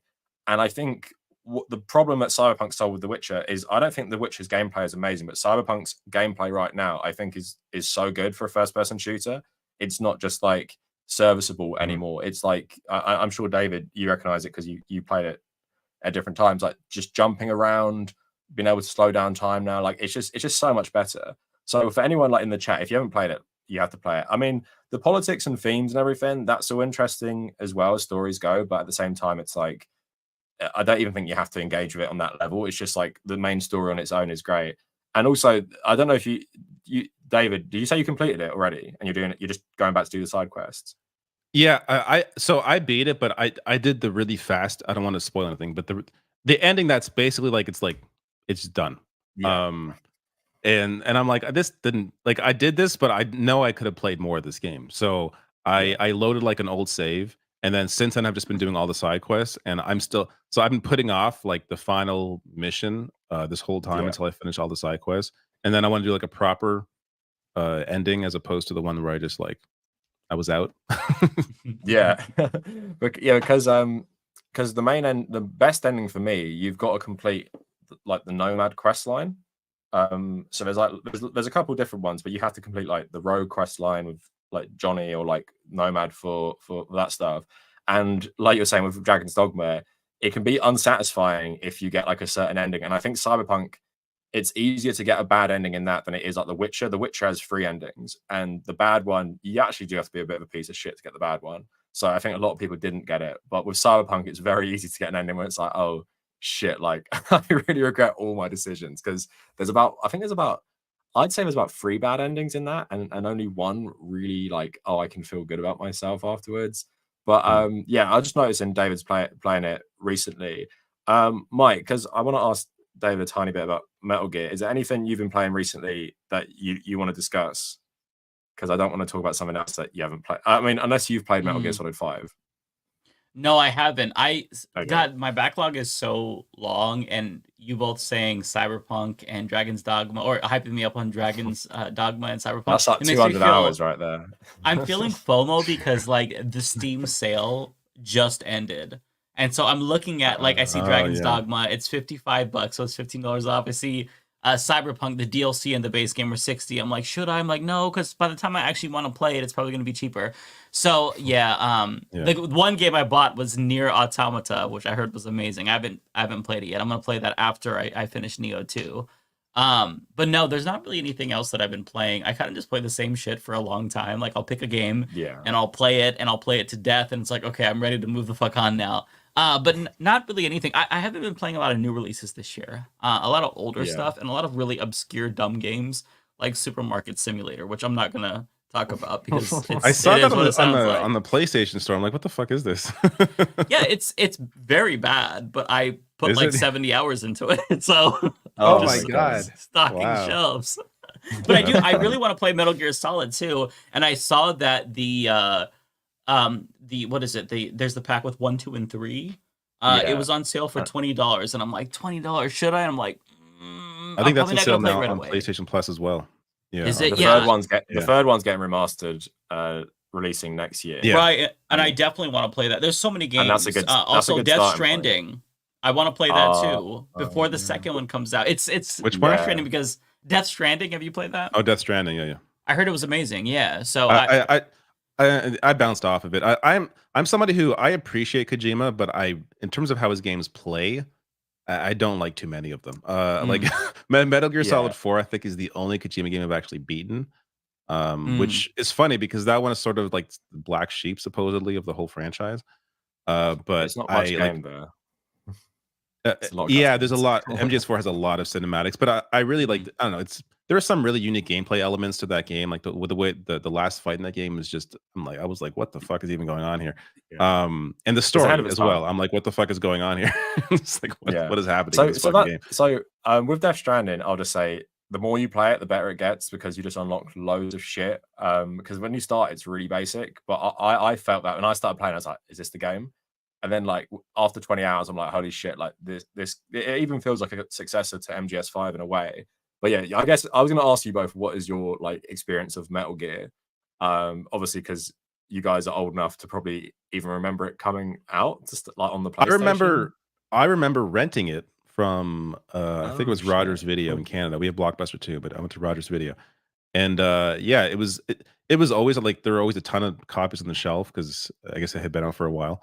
But I remember renting it and not like I wasn't good at it. Like I didn't I got past like the first level or two or something, and I didn't like I love the atmosphere of it. I remember loving like the music and just the whole like it was very cinematic. I remember that, but I remember not being good at it. So I'm like I'm not enjoying this. Like I'd wished I wished I had or at the time I wished I was just better at the game to be able to properly enjoy it. But now, yeah, I'm curious to go back and see if I can play it now and enjoy it, even though it's probably going to feel a little bit dated. Why are you playing MGS5 now? Like, is this your first time you played it?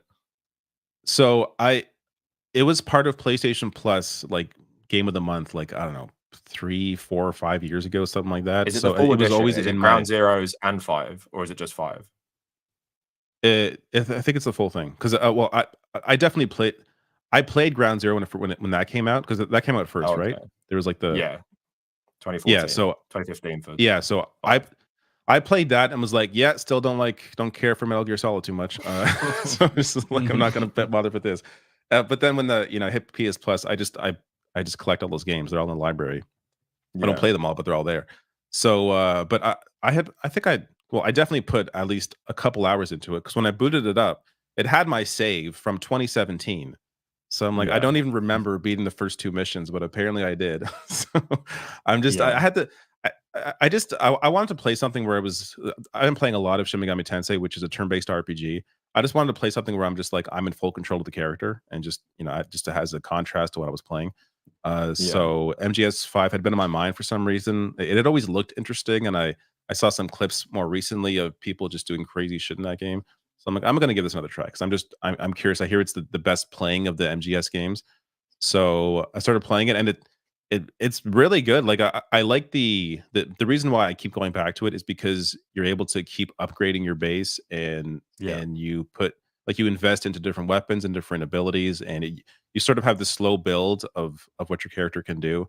And just that, even though I'm still not great at it, like every time this happens every time. I'm like, oh, I'm going to sneak my way in here and I'm going to do this. And then I'm halfway in and some fucking guy sees me and then I'm shooting everybody. Like this, that's how every fucking encounter happens. If it's too bad, I'll just reload the checkpoint. But I love it up to that point. Like I love the sneaking around. I love the just that element of it. It's and because it's more open world, it's I feel like you have more agency over what your character is doing compared to maybe the previous games.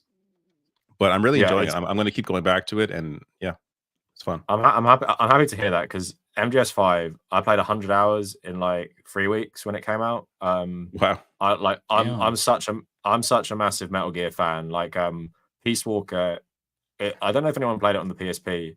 It's by far the best PSP game. Like somehow he made a Metal Gear game that controls so well without like a right analog stick, and it was just like such a revolution for the PSP to have a game like that. But I've made a video like talking about the leftist politics of that game, because there's one game, Mike, if you haven't heard of it, like Peace Walker is the PSP only, and it's set in the 1970s in Central America, and you're basically like a communist. You're working with communist revolutionaries in Nicaragua, and the main baddie is the CIA, and it's like a very explicitly like left-wing game, and it's very unapologetic about it as well. But it's funny because it's such like this lesser known game, people don't really talk about it as much, so I always bring it up because the characters are all like simping over like Che Guevara and like Fidel Castro and stuff, so it's very funny in that regard. And it's all about, like, I learned so much as a kid. Like, I couldn't believe this game like was so educational, and I've always loved history, even this is like 2010. And then the problem that what was so devastating is, so if you don't know, Mike, there's 2 characters in Metal Gear. There's Big Boss, and his clone is Solid Snake. So Solid Snake is the protagonist of 1, 2, and 4. Big Boss is the protagonist of 3, Peace Walker, and 5. So it's like that set in the past, one set in the present. And Peace Walker had like quite a nice tone. Like, you had Monster Hunter stuff in there. Like, you could literally fight the monsters in Monster Hunter. Like, it was meant to be played like more portably. I think like on the train, Kojima said like he thought about people just playing this all the time. But the tone then shifted, where in Ground Zeroes, you're infiltrating Guantanamo Bay, and terrible shit is being done to the characters from Peace Walker. And then terrible things happen to every single person you loved. And some people are just like, Kojima is just a psycho in that he made you love these characters, then started either killing them or like making them have blown off limbs. So, you know, Kazuhiro Miller in 5, David, he's like your best friend in Peace Walker, and then he's literally like so punished in that game. Like, he's so fucking aggressive and depressed, and he has like obviously like only like 1 arm and 1 leg and stuff. And it's just like, for me, when I play that game, I was so devastated. But I can't tell you guys what happened, because there's something in the game, there's a twist in the game that I wasn't for, and it's just sad. I don't know if you guys in 5 it could be a good tip. There's a twist in 5. I really didn't like. Yeah, I really didn't like it when it came out, and it made me. And because I was so invested in Big Boss, you play as Raiden. Yeah. Well, you play later players, right? But I was so. But like, it's a twist, not a twist on that level, because obviously no one knew about the ride and stuff before. It is something where it's like, I didn't like that, because I thought I was on this ride with this one character, like being this character I knew, and I just felt like the tonal shift and everything kind of ruined some stuff for me. But I don't know if you guys have had that, where it's like, you love a game so much. I guess we can talk about this in terms of maybe bad sequels. Like, you love a game so much, you love a series so much, and then it does something you just like can't understand, and it's really hard to reconcile like your positive feelings of everything. Like with MGS5, the gameplay, everything is still so amazing. When I get to the end, I'm like, has that ruined the whole game for me? Like, what it's done there? I don't know if you guys have an example of that for like series you love, where it's like, it could be an example of you just love the series and they drop like a really shitty game, or they do something that's like, oh my god, like I don't have the same love for it anymore. Because I think that's what MGS5 did for me. Oh, I'm trying to think of a game where where it happens during the game. I don't think I've had that experience.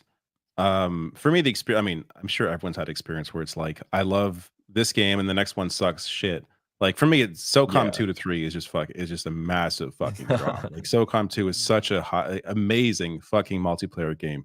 SOCOM 3 brings in vehicles, makes the maps shitty because they have every mode in every map, whereas SOCOM 1 and 2, they had like 1 mode per map. Anyways, I can go but like that, for me, that's the one that sticks out for me.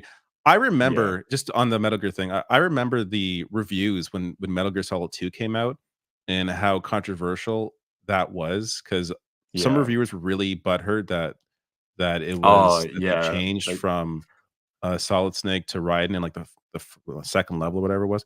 So and there were people that were so angry about that. It's like, this game is great, but you don't like, I can't. There's a massive spoiler I can't tell you, but you don't really. It's not the game I you know. think it is. It's really funny now looking back that Raiden is such a beloved character, mainly for fucking Metal Gear Rising, which is just like an absolutely like, I recommend that to anyone, even if you don't like Metal Gear. It's so fucking, it's so funny, and the plot is so heavy, but the tone is so like, that's like a Japanese game, isn't it? The whole plot is about basically like the US government trying to do like another 9/11, like a fake 9/11 to justify like another war on terror. And the characters actually keep talking about 9/11 in it. And it's just so bizarre in a game where like you have like these like cyborg ninjas and they're all just talking about the war on terror and 9/11. Like it's a really interesting game. But like, yeah, we're with you with military shooters. When Rainbow Six went not free to play, like online only multiplayer, I felt betrayed for that as well. It's just like, and even like something like Killzone, when they released the PS5 one, and I was like, this is so much worse than like 2 and 3. And I was just like, what? Like, I guess it's like the feeling of, what have you done? Like, and why have you done that? Why have you done this to this franchise? I love it. It's like Ghost Recon as well, but I guess it's like chasing trends, isn't it? It's like, I guess, the new Saints Row as well, like that reboot. It's like such a different game from what it was, that I can understand why people have such a visceral reaction of like, this is not what I wanted. And I guess for me with Metal Gear, it was just kind of, the game is what I wanted, but the story, and obviously, I don't know if you know, like a lot of drama with Kojima getting fired before the game even came out, and if it's actually unfinished. I'm curious. Also, in the 5th one, they replaced David Hayter with Kiefer Sutherland, right? Yeah, which that was a big no-no. Yeah, but they could have played it off, because Big Boss is voiced by a different actor in MGS4, and you could have said David Hayter is still Solid Snake, and Kiefer is the father. But he didn't say that. He's just like, nah, like, because Ground Zero takes place like 2 months after Peace Walker, so it's like David Hayter has changed into Kiefer Sutherland. To be fair though, I do accept in my head Kiefer Sutherland as Snake now. Like, it's been so long. Like, I just, and I hear him do a certain voice. He's fine. Yeah, I think he's fine. And that was the question I was going to ask you. What do you actually think of the story, considering you don't know what the fuck's going on? An MGS5? It's already so, but yeah. No, I don't know what the fuck is going on at all. Like, I'm not even engaged in the story that much. For me, it's just like, I want to play in these like playgrounds. Like, I want to do this mission and try to extract this guy or whatever. Like, I'm not even like there are these tapes. Like, you can listen to the tapes in MGS5 to kind of get like a background what's going on. I listened to a few of them and I'm just like, I don't know, I don't remember these characters' names. I'll listen to a tape, I forget what they just said. Like, it's not even worth my time. So it's just like, again, like, I appreciate the world building. Sorry, he's in it. Troy Baker, he's Ocelot. He's in everything, isn't he? Yeah, yeah, he is. Oh, he's doing the Indiana voice. You sound like Indiana Jones voice. I sound like Troy Baker. Told you that you sound like Troy Baker. Like I wonder if I could do the voices he puts on. Could I do a Harrison Ford? Do Joel. Maybe you could, because I've always thought about Harrison Ford, right? Channel, that's crazy. Because you sound like a cross between the guy who voices Sonic when he's not doing Sonic, like he voices Ezio. I've got what his name is, because he did this character called Kyle Roger Craig Smith or something. I think that's his name. But he did a character called Kyle Ben Crane Schwartz. I sound like Ben Schwartz. No. You sound like the guy who plays not when he's playing Sonic, obviously. Okay. He's called Roger Craig Smith, I'm pretty sure. He plays but he played this character in Dying Light called Kyle Crane. It sounded so much like Troy Baker, but a tiny bit not like him. And when I was playing it, I was like, it sounds like you, which is just like, it's really funny. Every time I listen to your channel, I'm just like, this sounds like Troy Baker. But obviously, like, because Troy Baker does all the different voices, I don't think you could do a Joel voice, but you could do like Ocelot in MGS5 if you wanted to. I'd have to listen to it again. Maybe I could imitate it. I do voices sometimes just to myself in my house for my family. They laugh, but you do a good Ben Shapiro, Jordan Peterson. Oh, that's why I do a Ben Shapiro. Yep. Hey guys. Yeah, actually. The thing is, I'm good at accents. I can do like Dragons Dogma /Witcher /Game of Thrones Northern accent, like northern accent, because there's loads of different northern places in England, but like we fucking know the difference here. We don't fucking know. Yeah, we're just like it all the same to Americans and Canadians. We're like, sure, that's North. Okay, whatever. Jon Snow and Robert Baratheon. I don't even watch Game of Thrones, but I just know them for the accents. They have like a Manchester accent. But it's like a mixture of other things. But I can do that so well. When someone tells me to, I'm like, yeah, I can't do it. But like when I'm just with my girlfriend, just like talking to myself while doing shit, like and saying it, I'm just like, oh, I can do it. I can do this so good. But can you do an American or Canadian accent though, Cav? That's the real question. I can do an American accent, but I couldn't do it right now. Like, cause I get it so wrong, and I get so self-conscious. I couldn't correct myself and get it right. But I have done it in a video before. And people were like, "You do sound American," but everyone does American accents. Like in school, like British accent is harder to do because of the way we speak. It is. Anyway, just I wanted to get like one more question in. Yeah, we've been talking for a while, so one more question in. So I guess it's either what have you guys like been playing that you want to talk about if you have anything left. I got one I want to talk about just quick. And what is your most anticipated for the rest of the year? Considering we have the GOTY ones. I'm not going to talk about that much. I've said it. It's Star Wars and Assassin's Creed, but you guys play so much more like like niche stuff because you're probably more hardcore gamers. So what like potential GOTY do you think in your mind for the rest of the year? So in terms of stuff I've been playing already, I think we talked about everything I've been playing at least recently, so nothing else to really add there. But in terms of upcoming games, I think Metaphor ReFantazio has a really good shot at being my game of the year because it is from the Persona devs, and of course, and it is a new IP. Looks really good.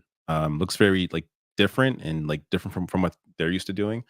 So I'm really curious to see how that turns out. And it's been getting really good. Like I've been hearing great impressions from it appeared at Game Fest and a lot of positive feedback from the appearance there. So that looks great. And then just some like, I don't know, there's a lot of others like East 10 is coming out, which is not going to be a game of the year, but it'll be a fun action RPG to jump into. Demon School, which is an indie turn-based strategy RPG, looks real great. And I know there's more. Oh, Astrobot for sure is a big one. Oh, for me. hell yeah. I love 3D platformers. It looks fantastic. I'll be into that one for sure. David, have you been to Japan? Because all of those games are basically like Japanese. No, I would love to. I would love to. At some point. You've definitely, you've definitely got to go one day. Because like every game you've mentioned, I'm just like just in my head, I'm like, I've never heard of that, but I bet I just looked up a couple now that you mentioned. I'm like, yeah, Japanese JRPG turn-based. I was like, everything except for Demon School is not Japanese, even though it's inspired by an SMT game on DS. But it's everything else I think was Japanese that I mentioned. Yeah, I'm sure I'd like it. Japan looks amazing. I definitely want to go. Just I have a kid now. Now it's like hard to find time to do anything. So, exactly. But when he gets a little bit older, maybe we can sneak away for a week or something. I'm not going to bore you with I know someone's talking about traveling is boring, but yeah, Japan is just for a tourist. Everyone always says this. It's like Disneyland. It's just so insanely nice. Like it's probably my favorite place, Tokyo, I've ever been, and you don't get to see the negative sides. But yeah, like I love Japanese stuff, but you seem to love it like a lot more than I do. So I've got into it more recently. Like, I was not. If I was this way, I probably would have gone to Japan by now. But I feel like the past few years, I've really gotten more into JRPGs, more into anime. I finally watched Akira a couple weeks ago. Fucking love that movie. The movie's so good. So I'm gonna be watching more anime probably. You can get it. Yeah, Akira bike. There definitely there's some inspiration there for sure. Yeah. So yeah, Mike, what are you looking forward to the rest of the year, or is there any potential like GOTYs, do you think? There's a bunch. Definitely Astrobot for sure. That might be one of my most anticipated. For sure, there's a new Zelda game coming out on Switch. Where you play as Zelda. I'm really looking forward to that. It's really fun. There's also a couple of Souls-likes that have my attention. There's Black Myth Wukong, which is supposed to kind of be like a boss rush Souls type. Is that the monkey one? Yeah, it's a Chinese mythology, I believe. It looks really, really cool and really pretty. There was a game with Andy Serkis ages ago. It's the same myth, Enslaved Odyssey to the West or something. It's like an action platform on the PS3, and he's called Monkey in it because the monkey myth is like famous, obviously famous Chinese thing. So I wouldn't like, it was fine in the time. I wouldn't recommend it, but it's Andy Serkis is doing the main character, so that's why it was big when it came out. Oh, interesting. Okay, yeah, I've never heard of that. Sorry, is anything else? Yeah, there's another game. I don't know if it comes out this year. It's the Phantom Blade Zero. It looks kind of like Souls Light, where it's not really, but it just looks really pretty. It looks like really fun combat. I know that there's probably more, but I can't think of it, off the top of my head. Yeah, it's hard. Yeah, I can't think of most of mine apart from the big ones. But yeah, like there's a couple of things like I think the Starfield DLC is coming out this year, and I completed that game. I liked it. And I've been reading a lot of the Dune books recently, and this faction in it seems to be inspired by Dune, so I'm hyped to look into that. But yeah, like I said, my ones are pretty much the mainstream ones. There's one more. There's two things I want to talk about just quickly before we end. So David, after we spoke, I did go out and get one. I just went to nice. 2DS, very nice. Shop. But yeah, like I was saying this before, the form is so nice, and my hand is a bit like, it's a great form factor. But like, yeah, the one thing that screen is a tiny bit too small. The bottom one, yeah, especially when you're playing DS games, because obviously when you're playing 3DS, it's always up there. When you're playing old DS, it's always down here, so it's a little small. But just like, yeah, it looks so weird when it came out, and I so like didn't think I'd ever buy one. But £60 like at the used game shop, yeah, it's pretty sick. Nice, also, like just feels nice and sturdy. Like I feel like I can just I could throw it, definitely, and it'll be fine. But I can understand why they released it all for kids back in the day. And yeah, one more game for me. I just want to talk about this a tiny bit. Like, who was it, Mike? You were talking about that Pikmin game reminded you of like a PS2 game. And it's just like that. I mean, I try not to get too nostalgic these days because it just makes you feel like shit. But like playing Killzone Liberation on the PSP one on the PS5, I was just like, do you guys ever do this? You play a game, and you're like, there was really something here, and it never got expanded upon. So if people don't know, Killzone Liberation is a spin-off of the Killzone series. It's a top-down, what I guess you'd call a twin-stick shooter today, but there was no twin stick on the PSP. So it's like it's all controlled with one. It's like isometric, but like playing that, it's more like a puzzle game in that every weapon has like a different range and rate of fire. So when you get into a battle with like Helghast, it's like if one is a sniper or a shotgun, it's all about like measuring the distance and like what gun. It's like kind of rock, paper, scissors. And I was playing it and I was like, I've never seen an isometric game like this done again. And also what was really impressive for the PSP days, like insane voice acting and insane physics. Like when you like throw a grenade at a Helghast soldier, like space Nazis, just the way they fly. I'm just like, this is so impressive for PSP. And it just made me think, like we were talking about last week, David, with SOCOM, like Brothers in Arms, Ghost Recon, Rainbow Six. It's just sad. And I guess it's cool and sad. It's cool and sad to go back and play stuff and think how great this was. But then it's sad because of like market conditions, I guess. No one picks it up. So it's just like a relic. And you'd think with all these indie games, especially, you know, you play them a lot more, David, they take so much inspiration from the past, but there's still like so many underserved markets, underserved like gameplay genres, which seem like they'll never be resurrected. And even with Killzone specifically, after I played it, I was thinking, damn, this world is really cool, and it's just abandoned. And Guerrilla said, because the company that make the Horizon games, they said they're never going back to it. And I'm just so sad hearing that, because I'm just like, there's such potential here for like a really good game. And I don't know if either of you played Killzone 2 back in the day, because if you remember that like massive trailer that was like a fake trailer and they're saying it was real, it looks so good. But even that, like the weight of the character movement, like how realistic it was in terms of the shooting. And I was just thinking about all that stuff. I'm like, I'm so sad this game is dead, but also like things like Killzone Liberation, that's just something you're never going to see again.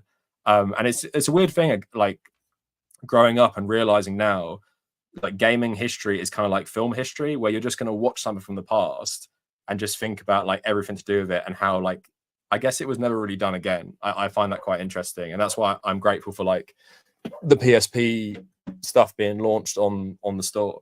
So I guess like if you want to find a word, is there anything like you feel like that, like you go back to something? I know SOCOM's a big one for you, but you just feel like SOCOM's mine. I just feel like there's a lot lost there, just in terms of the way the maps were designed, just in terms of the way that like even, I mean, going back, the game is dated for sure, but you could do a new version of that game or like a remastered version of that game, and it would be great. I think as long as you update some of the stuff, obviously. But that's how I feel.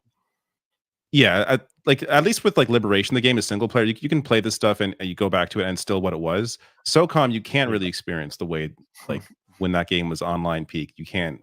There are people playing. You can play it online. I have done it in this year. There are ways to do that, but there's like 20 people playing online, so it's not really the same. You have to become like into the community. It's the same with Killzone Liberation. I was watching because I used to play the online back on the PSP, and I thought that was really interesting. But I saw people playing it online. I'm just like, do I care about it that much that I'm gonna go seek out these people? Like, do you want a match of Killzone Liberation? And also, when you do that as well, once you start getting stomped by them, it's kind of not fun. Because I've done Mario Kart sessions with my patrons before, and at one point, like this guy was just destroying me every game. I was like, this isn't fun anymore.